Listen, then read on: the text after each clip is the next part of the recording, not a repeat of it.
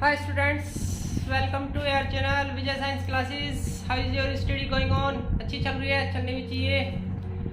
Next topic पे आते हैं, क्या इलेक्ट्रॉनिक कॉन्फ़िगरेशन। अब इलेक्ट्रॉनिक कॉन्फ़िगरेशन के लिए आपको सबसे पहले क्या सीखना पड़ेगा? Ohm rule. ओहम रूल क्या कहता है?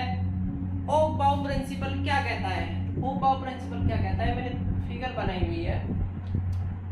ओहम प्रिंसिपल ये कहता है कि जब इलेक्ट्रॉन्स की फिलिंग होती है, इलेक्ट्रॉन्स की फिलिंग होगी ऑर्बिटल्स में, तो पहले लोअर एनर्जी के जो ऑर्बिटल्स होंगे पहले वो कंप्लीटली फिल्ड होंगे, उसके बाद इलेक्ट्रॉन हायर एनर्जी लेवल में जाएंगे। जो higher energy orbitals, higher energy level के ऑर्बिटल्स हैं तब उसमें जाएंगे।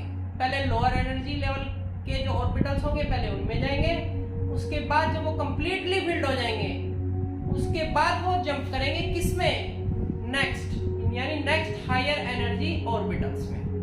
ठीक है, ये ओहम प्रिंसिपल है। ये इसको लर्न करने का सबसे इजी मेथड क्या है? पहले क्या करना है आपको? क्या करना है? 1s, फिर नीचे 2s, 2s के जस्ट सामने 2p बनाओ, 3s 3p 3d जस्ट सामने बनाओ, फिर 4s 4p 4d 4p sorry 4s 4p 4d 4f 4g भी बना सकते हो, कोई जरूरत नहीं है वैसे। ठीक है, ये इनफ है, ये इनफ है। फिर 5s जस्ट 5 सामने 5p, ये ऊपर नीचे होनी चाहिए बिल्कुल। 5d 5f, 6x 6p 6d 7s 7p। Clear? अब इसकी फिलिंग कैसे करनी है देखो, एक एरो ऐसे, फिर ऐसे, फिर ऐसे, फिर ऐसे, फिर ऐसे, फिर ऐसे, फिर ऐसे, फिर ऐसे। यानी सबसे पहले कौन फिल होगा? 1s, क्योंकि इसकी एनर्जी कैसी है? लोएस्ट, सबसे लो एनर्जी का जो ऑर्बिटल होगा वो ये होगा। ठीक है, सबसे लो एनर्जी का जो होगा वो ये होगा। उसके बाद नंबर आएगा किसका? 2s का।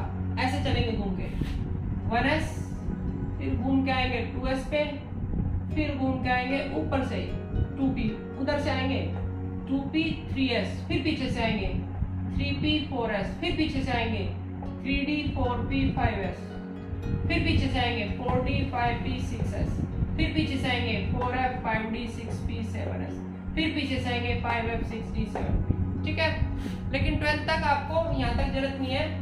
3d 5 4s, 3d और 4s, बस यहाँ तक की जरूरत पड़ती है, इससे आगे की जरूरत नहीं पड़ती।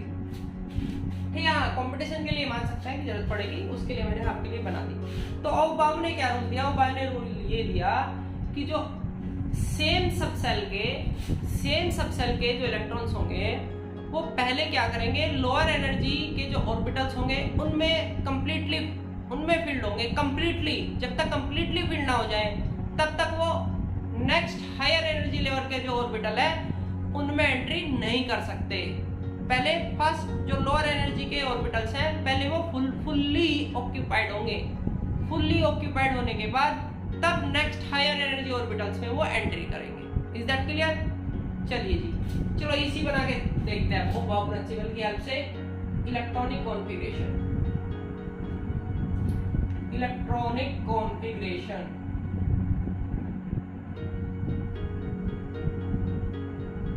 इलेक्ट्रॉनिक कॉन्फ़िगरेशन इंपॉर्टेंट है, इसमें तो कोई डाउट ही नहीं है, क्योंकि ईसी तो पता नहीं कहाँ इसकी नीड होती है। ईसी की नीड तो आपको पता नहीं कहाँ जरूरत पड़ेगी।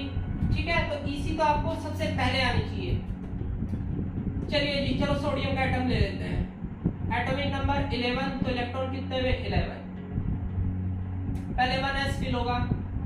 कितने इलेक्ट्रॉन आपके पास है? 11 इलेक्ट्रॉन आपके पास है, तो 11 इलेक्ट्रॉन आपको फिल करना है। क्लियर? 2 तो इसमें आ गए जी।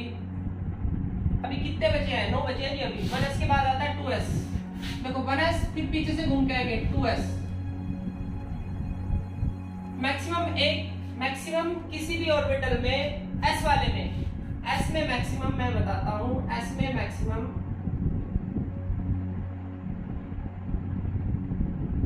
2 इलेक्ट्रॉन्स होते हैं।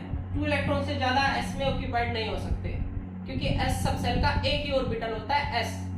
ठीक है, उसमें एक ऑर्बिटल में 2 इलेक्ट्रॉन होते हैं।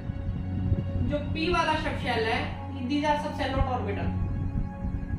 p में मैक्सिमम कितने इलेक्ट्रॉन आप फिल कर सकते हो? 6 इलेक्ट्रॉन। और d में आप कितने फिल कर सकते हो मैक्सिमम? इलेक्ट्रॉन। और एफ में कितने कर सकते हो सर? एफ की तो बात ही नहीं कर रहे थे आप, फिर क्यों कर दी? चलो कर दी तो कर दी। 14 इलेक्ट्रॉन, ठीक है, इसकी आपको जरूरत ही नहीं पड़ेगी। क्लियर? ये ध्यान रखना, एस में मैक्सिमम 2, पी में मैक्सिमम 6, यानी 1 से लेके 6 तक। मैक्सिमम का मतलब ये 1 से लेके 2 तक, 2 से ज्यादा नहीं। 1 से लेके 5 तक आ सकते हैं, सॉरी 1 से लेके 6 तक। इसमें 1 से लेके 10 तक, यानी इन बिटवीन भी हो सकते हैं, 2 भी हो सकते हैं, 3 भी, 4 भी, 5 भी, 6 भी, 7 भी, 8 भी, 9 भी, 10 भी, 10 से ज्यादा नहीं। यहाँ पे 6, 1 भी हो सकते हैं, पी में 2 इलेक्ट्रॉन भी फिल कर सकते हो, 3 भी कर सकते हो, 4 भी कर सकते हो, 5 भी कर सकते हो, बट मैक्सिमम कितने? 6 से ज्यादा नहीं कर सकते। और एस में मिनिमम 1 और मैक्सिमम, इससे ज्यादा नहीं। Is that clear? ये ध्यान रखना। 1s2 2s2 2s2 के बाद ऊपर से आना है, 2p का नंबर आएगा, और 2p पे मैक्सिमम कितने भी कर सकते हैं? 6। अभी चेक कर लेना इलेक्ट्रॉन कितने हो चुके हैं, 6 to 8 और to 10। कितना इलेक्ट्रॉन बचे? 1 इलेक्ट्रॉन अभी भी बचा हुआ है। 2p के बाद किसका नंबर आना है? 3s का। तो वो जो लास्ट का इलेक्ट्रॉन बचा वो जाएगा 3s में, और आप 10 इलेक्ट्रॉन यहाँ हो गए थे, 1 इलेक्ट्रॉन बचा वो जाएगा 3s में, तो यहाँ पे आप वो 11वां इलेक्ट्रॉन, 11th इलेक्ट्रॉन आप यहाँ शो करोगे। तो EC बन गई, यानी कि 1s2 2s2 2p6 3s1। Is that clear? Next example ले लो। चलो जी नेक्स्ट एग्जांपल ले लेते हैं, आर्गन का ले लेते हैं। आर्गन एटॉमिक नंबर 18 होता है, 18 इलेक्ट्रॉन आपको फिल करना है। फिर वही 1s मैक्सिमम 2 होते हैं, 1s के बाद पीछे से चलोगे 2s का नंबर आएगा। इसकी एनर्जी सबसे कम, फिर उससे ज्यादा एनर्जी इसकी, फिर उससे ज्यादा एनर्जी इसकी, फिर उससे ज्यादा एनर्जी इसकी, फिर उससे ज्यादा एनर्जी इसकी, फिर उससे ज्यादा एनर्जी इसकी, उससे ज्यादा एनर्जी इसकी, फिर इससे ज्यादा एनर्जी इसकी, फिर इससे ज्यादा एनर्जी इसकी, ऐसे ऐसे पीछे से, क्योंकि एनर्जी ऐसे है। 1s2 2s2 2s के बाद किसका नंबर आना है? 2p का, 2p6। देख लेना इलेक्ट्रॉन कितने हो चुके हैं, अभी तो 10 ही हुए हैं। 1s2 2s2 2p6 3s2, 3p को छोड़ता हूँ अभी, काउंट कर लो पहले कितने हो गए। 12 इलेक्ट्रॉन हो गए, 6 बचे हैं, तो 6 के 6 फिल हो जाएंगे, 6 से ज्यादा तो फिल हो ही नहीं सकते। सर दूसरा एग्जांपल ले लेते हैं, चलो जी कैल्शियम का ले लेते हैं। एटॉमिक नंबर कितना होता है बेटा? 20। चलिए जी 20 इसकी इसी बनाते हैं। कैल्शियम की 20 इलेक्ट्रॉन होता है, 1s2 2s2, वहां पे चेक करते रहना, मैं वही ऑर्डर लेके चलूंगा। 1s2 2s2 2p6 3s2 3p6, देखना कितने इलेक्ट्रॉन हो गए? 10 तो यहीं पे हो गए थे, 12 18, अभी भी 2 इलेक्ट्रॉन है, अभी 2 इलेक्ट्रॉन है। 3p के बाद कौन सा आता है? चेक करो, 4s। अब जो 2 इलेक्ट्रॉन है वो जाएंगे 4s में। क्लियर? अगर आप पोटेशियम का बनाना चाह रहे हो, 19 इलेक्ट्रॉन है, तो 19 में क्या होना है? 1s2 2s2 2p6 3s2 3p6, कितने हो चुके हैं? 10 और 12 18, 1 कहाँ जाएगा? 4s में, 4s1। ये आपकी ECS से बनती है। इसमें 2 केस ऐसे हैं जो एक्सेप्शनल केस हैं, और that is too much important. और वो कौन कौन से हैं? Chromium and copper. और क्रोमियम एंड कॉपर की बात करने से पहले कुछ और ट्राई करते हैं। Chromium copper the too much important, हटाए।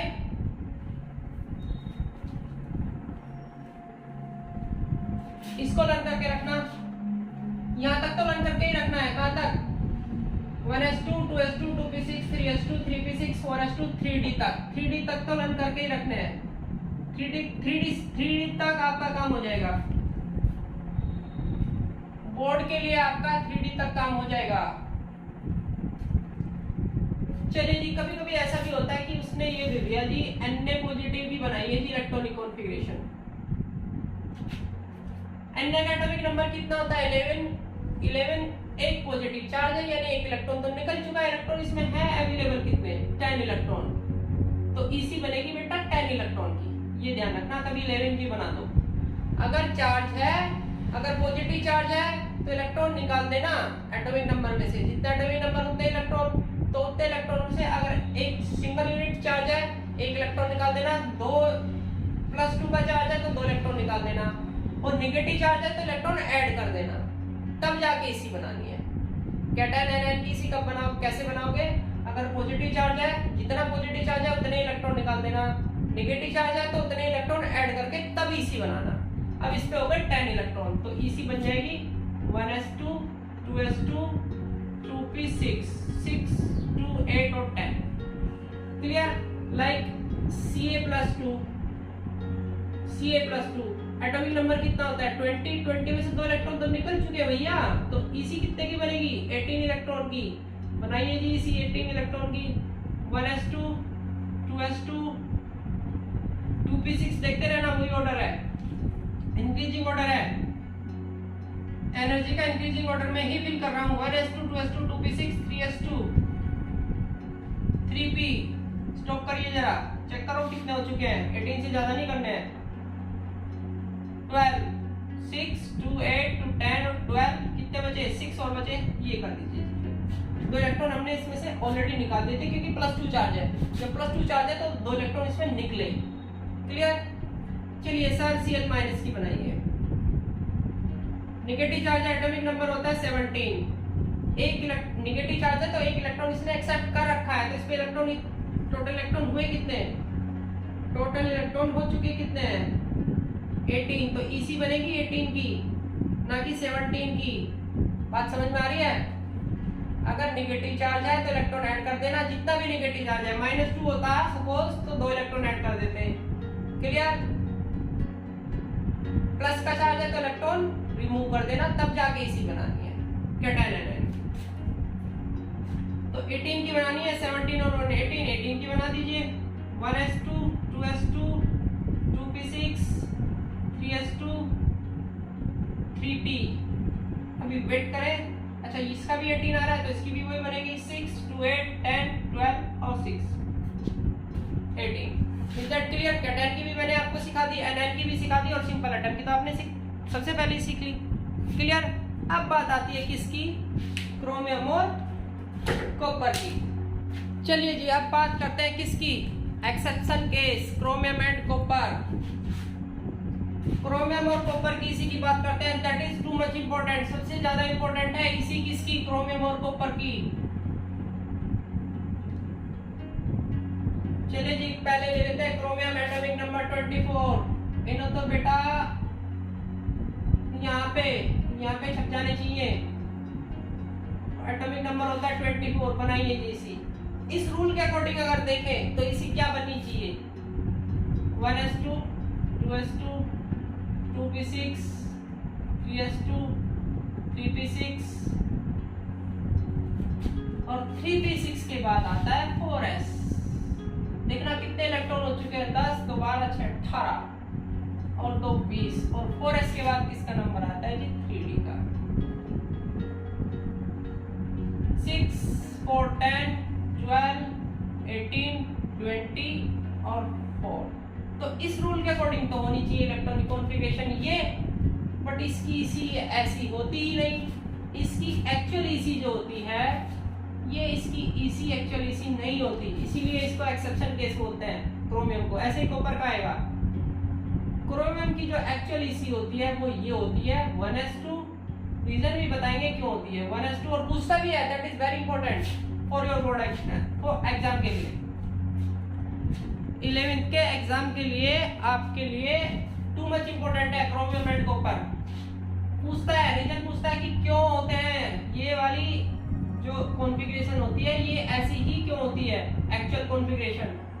इसने इस रूल को ब्रेक क्यों किया 1s2 2s2 2p6 3s2 3p6 4s1 3d5। एक इलेक्ट्रॉन इसका यहाँ चला जाता है, यानी B में 5 रहते हैं और S में 1 रहते हैं। ये इसकी एक्चुअल कॉन्फ़िगरेशन है, एक्चुअल इसकी इसी ये है।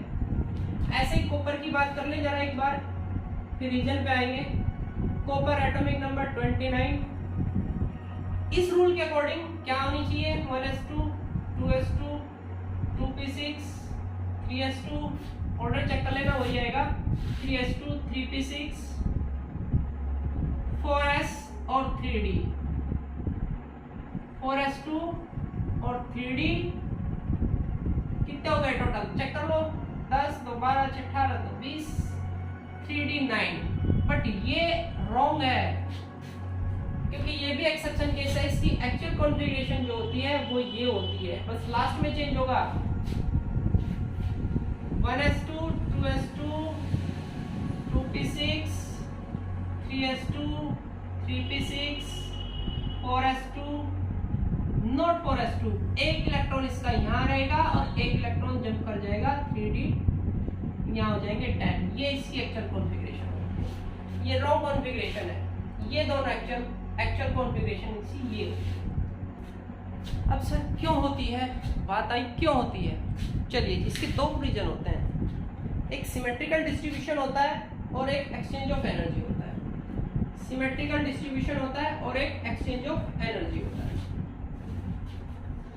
चलिए जी, दोनों की ही बात कर लेते हैं। सिमेट्रिकल डिस्ट्रीब्यूशन क्या होता है और एक्सचेंज एनर्जी का कंसेप्ट होता क्या है। चलो अभी मैं इनको यहीं पे रखता हूँ, इसको हटा देता हूँ, इसकी मुझे कोई जरूरत नहीं है।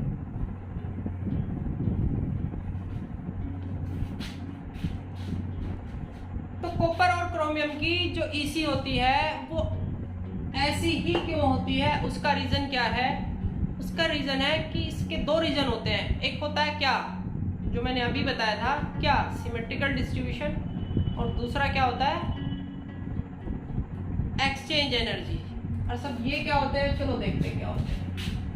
Symmetrical distribution, symmetrical distribution. अब ये रूल क्या कहता है, सिमेट्रिकल डिस्ट्रीब्यूशन क्या कहता है कि ये कहता है बेटा कि अगर आपके जो ऑर्बिटल्स हैं सेम सेल के, सब सेल के जो ऑर्बिटल्स हैं वो अगर एग्जैक्टली हाफ फिल्ड है या फुल फिल्ड है तो वो मोर स्टेबल होते हैं, यानी उनकी ईसी जो होगी वो मोर स्टेबल होगी। ठीक है, क्योंकि वहां पे जो इलेक्ट्रॉन्स होते हैं वो ज्यादा स्टेबल होते हैं, यानी उनमें सिमेट्री पाई जाती है। कैसे पाई जाती है, पहले एक बार लिख देते हैं। द इलेक्ट्रॉनिक कॉन्फ़िगरेशन यानी EC, the electronic configuration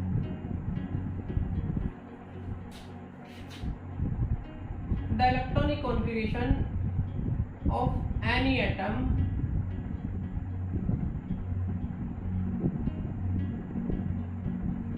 of same subcell या ऑर्बिटल, ये हटाओ यहाँ से। The electronic configuration of the orbitals of same subcell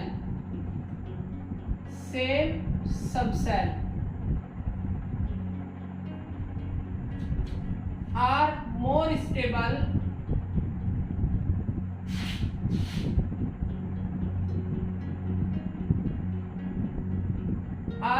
stable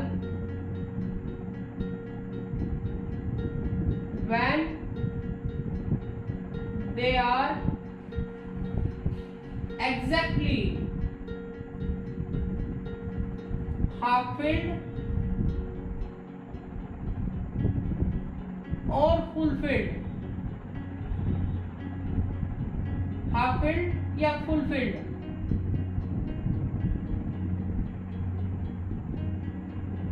Because the electrons are present in symmetry,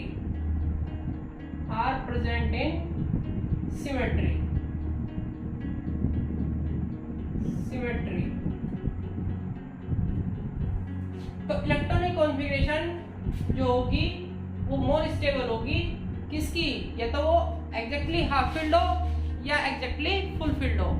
तो एग्जैक्टली हाफ फील्ड और full field में क्या होगा, जो इलेक्ट्रॉन्स होते हैं उनमें सिमेट्री पाई जाती है। कैसे, चेक कर लेते हैं जरा।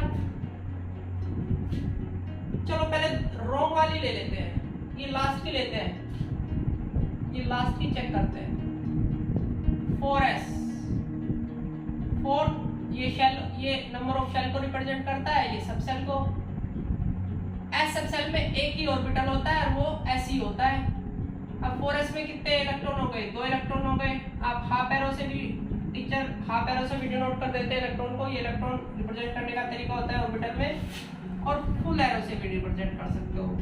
एक ऊपर जाएगा तो दूसरा नीचे आएगा, यानी हमेशा दोनों इलेक्ट्रॉन की स्पिन कैसी होती है? ऑपोजिट। स्पिन का मतलब एक क्लॉकवाइज रोटेट करेगा तो दूसरा एंटी क्लॉकवाइज रोटेट करेगा। चलिए जी, अगर 3D 4s की बात होगी, 3D की बात करें, 3D D में कितने इलेक्ट्रॉन? D में 5 ऑर्बिटल होते हैं, P के 3 ऑर्बिटल होते हैं। अगर आपको नहीं पता है तो मैं बता देता हूं। S सबसेल में, ये मैं ऐसे बताता हूं, subshell S subshell, P subshell, D subshell. S subshell में ऑर्बिटल कितने होते हैं? एक ही ऑर्बिटल होता है, ऑर्बिटल एक ऑर्बिटल होता है, ऐसे रिप्रेजेंट करते हैं। P में 3 ऑर्बिटल होते हैं, Px, Py और Pz। तीनों की एनर्जी सेम होती है, सेम एनर्जी, सेम एनर्जी। और जिसकी सेम एनर्जी के जो ऑर्बिटल होते हैं उनको हम डीजेनरेट ऑर्बिटल बोलते हैं। क्या बोलते हैं? Degenerate orbital, degenerate orbital. D में बेटा कितने होते हैं? डी में 5 ऑर्बिटल होते हैं। डी में कितने ऑर्बिटल होते हैं? 5। dxy, dyz, dzx नहीं होके xz और dx square minus y square और लास्ट होता है dz स्क्वायर। देखो कितने ऑर्बिटल है? 1 2 3 4 5। तो डी में 5 ऑर्बिटल होते हैं, ये भी डीजेनरेट ऑर्बिटल होते हैं, क्योंकि पांचों की एनर्जी कैसी होती है? Same, same energy, same energy. जब सेम एनर्जी है तो क्या बोलेंगे इनको? Degenerate orbitals, degenerate orbitals. ऐसे P में 3 होते हैं, 1 2 3, Px Py Pz, तीनों की एनर्जी सेम होती है, डीजेनरेट ऑर्बिटल होते हैं। बट S सबसेल का एक ही ऑर्बिटल होता है और उसको ऐसे रिप्रेजेंट करते हैं। चलिए जी, अब बात आ रही है 3D की। तो 3D में कितने ऑर्बिटल होते हैं? 5 ऑर्बिटल होते हैं। एक बॉक्स का मतलब एक ऑर्बिटल, 1 2 3 4 5। डी में कितने इलेक्ट्रॉन फिल करने हैं? पहले एक एक इलेक्ट्रॉन फिल होता है। डीजेनरेट ऑर्बिटल की जो रूलिंग है वो ये है कि पहले सिंगली ऑक्यूपाइड होंगे।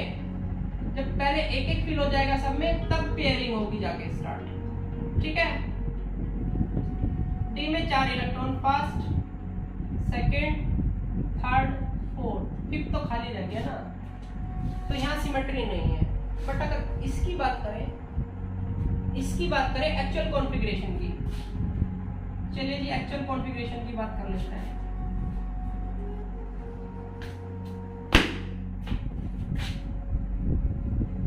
फोरस में 2 इलेक्ट्रॉन,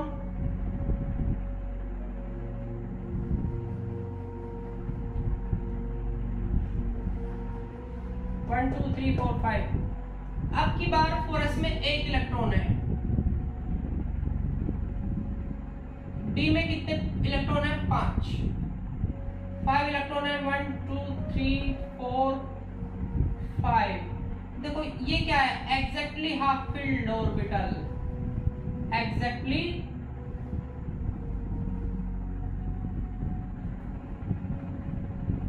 हाफ फील्ड ऑर्बिटल। और एग्जैक्टली हाफ फील्ड ऑर्बिटल कैसे होते हैं? More stable. दैट्स व्हाई इसकी एक्चुअल कॉन्फ़िगरेशन ये होती है। एक रीजन तो ये है कि ये एग्जैक्टली हाफ फील्ड, यहाँ क्या हो रही है? सिमेट्री हो रही है, सब एक जैसे हैं, सब में एक एक ही है। ऐसा नहीं है कि किसी में 2 हो गए और या कोई एक इवन खाली रह गया, किसी में 2 हो गए या किसी में एक एक हो रहा है और कोई या खाली रह गया। देखो सब में क्या क्या है? इसमें भी कितने इलेक्ट्रॉन है? एक एक एक एक एक, पूरी का पूरा क्या है? एग्जैक्टली हाफ फील्ड है। ये भी एग्जैक्टली हाफ फील्ड है। तो यहाँ पे क्या है? सिमेट्री है। ठीक है, सारे एक साइड में है। सिमेट्री है तो सिमेट्री है, सिमेट्रिकल डिस्ट्रीब्यूशन है, सिमेट्रिकल डिस्ट्रीब्यूशन है तो मोर स्टेबल है। बिल्कुल सेम एज इट इज किस में होता है, कॉपर में। इसको हटा देते हैं, अब कॉपर का ले लेते हैं। ये तो एग्जैक्टली हाफ फील्ड हो गया, ठीक है। ये नोट कर लेना, नोट्स बना लेना, ये भी लिख लेना। इसको हटाता हूं मैं।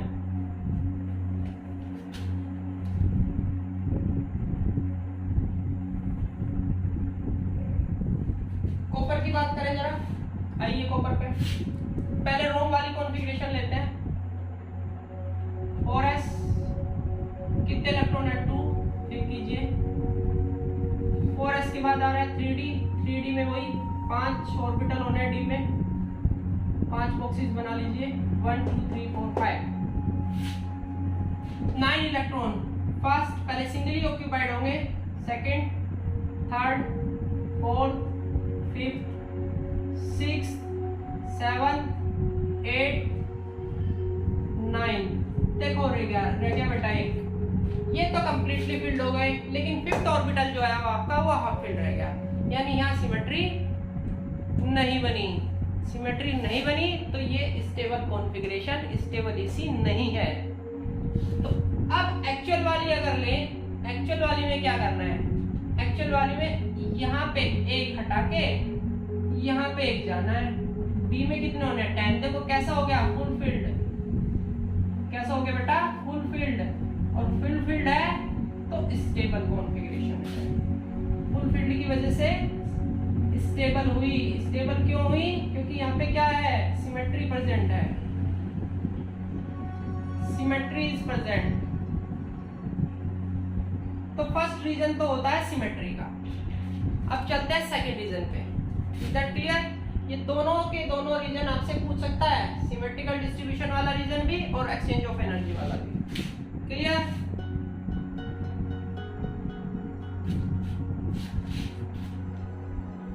ये यहीं पे रखते हैं,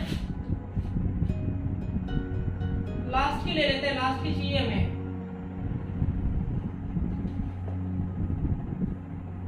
इसको हटाते हैं, सिमेट्रिकल डिस्ट्रीब्यूशन को यहाँ पे लेंगे, एक्सचेंज एनर्जी ये हटाइए, वाला ले लीजिए बस। चलो कॉपर केस लेते हैं पहले। सेकंड रीजन क्या होता है, exchange energy. Sir exchange energy क्या होती है बताते हैं बेटा, अभी बताते हैं। एक्सचेंज एनर्जी, एक्सचेंज एनर्जी का क्या मीनिंग है भाई, अभी मैंने आपको बताया, समझाया। डीजनरेट ऑर्बिटल, डीजनरेट ऑर्बिटल में क्या होता है, सबकी एनर्जी कैसी होती है, सब ऑर्बिटल्स की एनर्जी कैसी होती है, सेम होती है। तो डीजनरेट ऑर्बिटल में जो पैरेलल स्पिन्स वाले इलेक्ट्रॉन होते हैं, पैरेलल स्पिन का मतलब या तो सारे के सारे अपवर्ड हो या डाउनवर्ड हो, ठीक है। तो जो पैरेलल स्पिन्स वाले इलेक्ट्रॉन है वो और अपने ऑर्बिटल्स को क्या कर लेते हैं, एक ऑर्बिटल से दूसरे ऑर्बिटल में जा सकते हैं, क्योंकि सबकी एनर्जी सेम है। भाई मैंने क्या बताया था, डी में कितने हैं, 5 ऑर्बिटल होते हैं, डीजनरेट ऑर्बिटल होते हैं, first, second, third, first, 3 4 5, 5 orbital है, पांचों की एनर्जी सेम है। इसका इलेक्ट्रॉन इसमें जा सकता है, इसका इलेक्ट्रॉन इसमें जा सकता है, इसका इलेक्ट्रॉन इसमें जा सकता है, कोई सा इलेक्ट्रॉन कहीं भी जा सकता है, ठीक है। इसको बोलेंगे क्या, ये अपने ऑर्बिटल को एक्सचेंज कर सकते हैं। जब इलेक्ट्रॉन का ऑर्बिटल में एक्सचेंज होता है, आई रिपीट, जब इलेक्ट्रॉन का ऑर्बिटल में एक्सचेंज होता है, यानी वो एक ऑर्बिटल से दूसरे ऑर्बिटल में जा रहा है, सबकी एनर्जी सेम है, जा सकता है, ठीक है।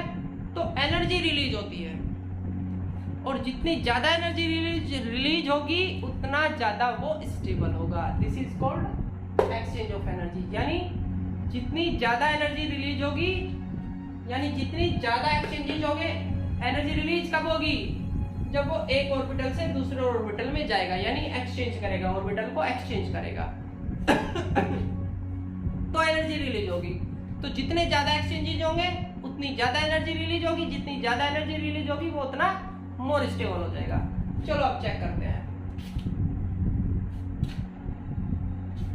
इसको ले जरा 3d4 को, ये कॉपर, ये क्रोमियम के केस थे दोनों, और ये कॉपर के केस है, आउटर वाली कॉन्फ़िगरेशन है, आउटर मोस्ट वाली। चलिए जी 3d4 ले लीजिए,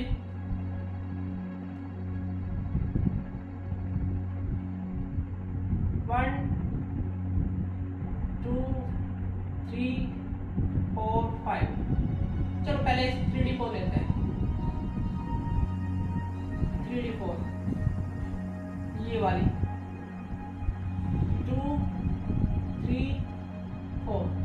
अब ये वाला इलेक्ट्रॉन कहाँ जा सकता है? या तो यहाँ जा सकता है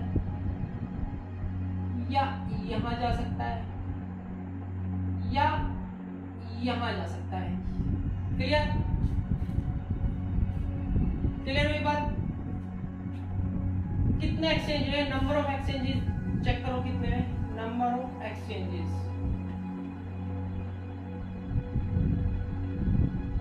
1 2 3। क्लियर हुई बात?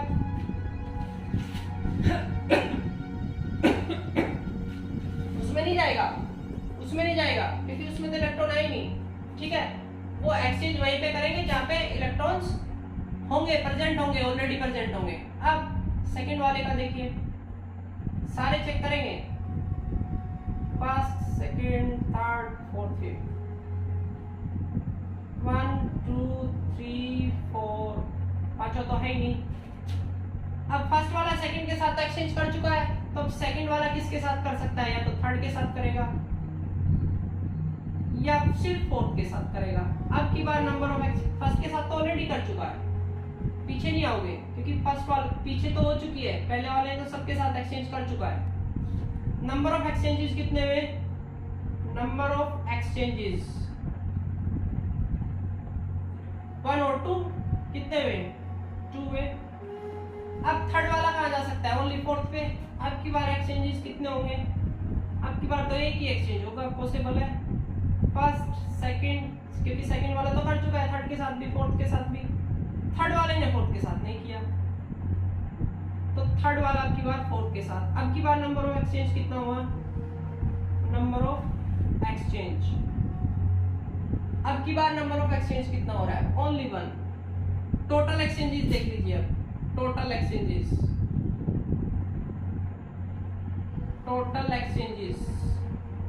3 + 2 + 1, 3 + 2 + 1 कितने हुए? 6। अब जरा एक्चुअल कॉन्फ़िगरेशन पे चलिए ये एक्चुअल कॉन्फ़िगरेशन थोड़ा उधर बना देते हैं।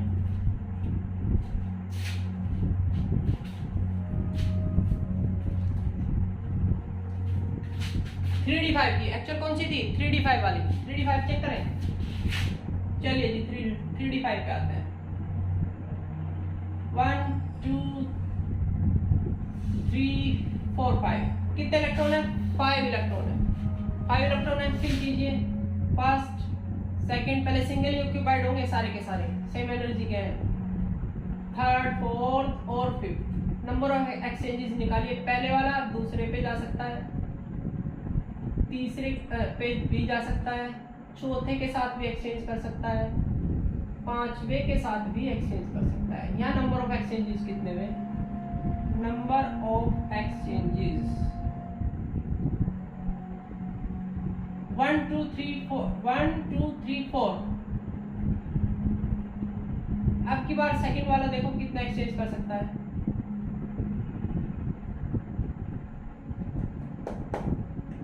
First second third fourth fifth. Second वाला थर्ड में जा सकता है भाई, अवेलेबिलिटी क्या है? फोर्थ में जा सकता है भाई, फिफ्थ में जा सकता है। अब की बार नंबर ऑफ एक्सचेंजेस कितने हुए भाई?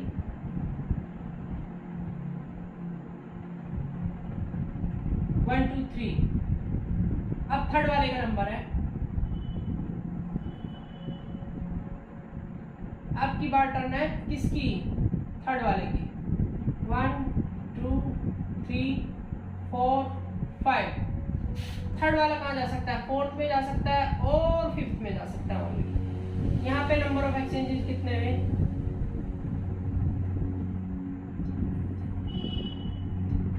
1 और 2 ओनली। अब ओनली बचा है फोर्थ। अब फोर्थ कहाँ जाएगा? उसके पास एक की पॉसिबिलिटी है, फिफ्थ में जा सकता है बस, बाकी तो एक्सचेंज हो ही चुके हैं। 1 2 3 4 1 2 3 4 5। First second third fourth fifth.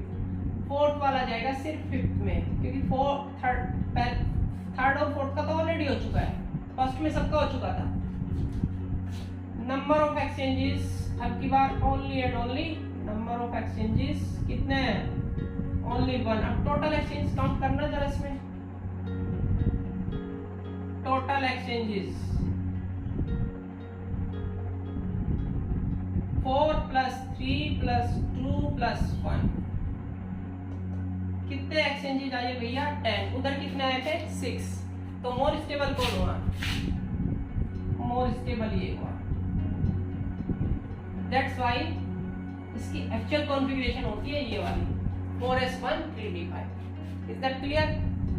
चलिए बिल्कुल एज इट इज कॉपर की बनती है।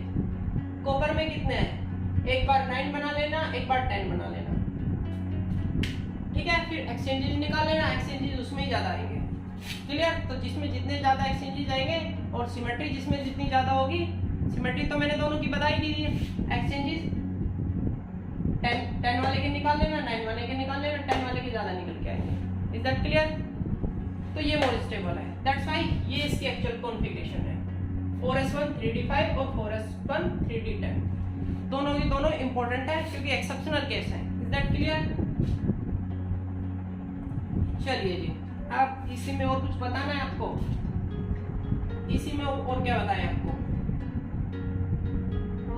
इसी वजह से तो मैं आपने बनानी आई गई।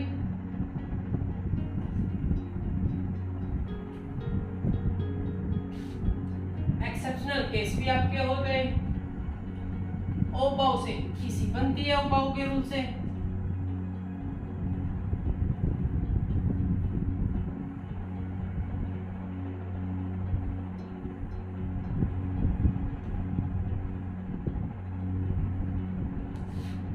चलिए जी, इसी बनानी, इसी के मैंने आपको रूल बताए कैसे बनेगी, पॉजिटिव की यानी कैटायन की कैसे बनेगी, सिंपल एटम की कैसे बनेगी, एनायन की कैसे बनेगी, और exceptional case chromium and copper की कैसे बनेगी, वो भी मैंने आपको बता दिया। तो इसी का टॉपिक आपका कंप्लीट है, ठीक है। तो फिर नेक्स्ट लेक्चर में मिलते हैं, ठीक है। लाइक सब्सक्राइब कर देना, वीडियो अच्छी लगे तो, ठीक है। Okay, see you.